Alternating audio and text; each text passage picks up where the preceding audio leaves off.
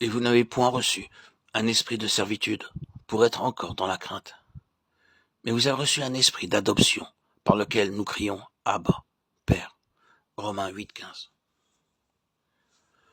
Dans la Grèce antique, il était de coutume chez les gens riches, lorsqu'un jeune homme atteignait ses 22 ans environ, que le père rassembla tous ses amis, ses parents et ses voisins et dise: Mes amis, maintenant mon fils a atteint l'âge de maturité. Je peux compter sur lui. À partir de maintenant, je lui donne le pouvoir de signer tous les documents d'affaires en mon nom.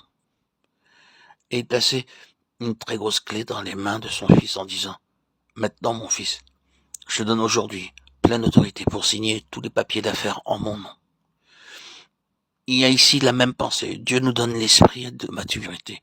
Beaucoup d'entre nous demeurent spirituellement des bébés, et pendant des années, nous n'avons aucune capacité pour porter une responsabilité spirituelle. Nous assistons aux réunions, nous nous asseyons un moment, et nous revenons ensuite à la maison.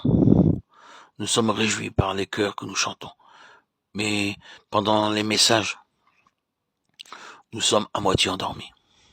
Nous n'avons pas d'intérêt pour l'œuvre de Dieu et aucun désir d'assumer une responsabilité active dans la maison de Dieu.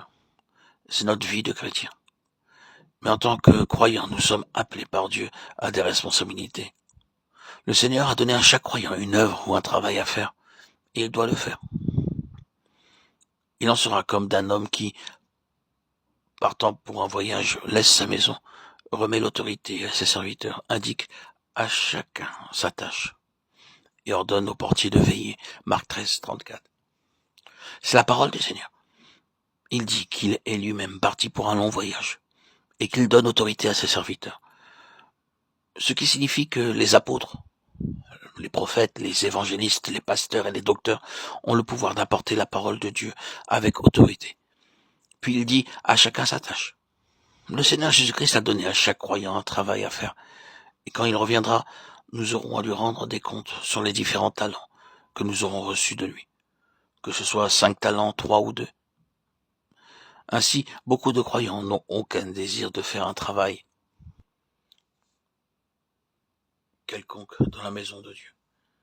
Mais l'esprit de maturité nous est donné pour nous aider à porter le fardeau et à dire par la foi: Seigneur Jésus-Christ, donne-moi un travail, donne-moi une œuvre à faire pour toi.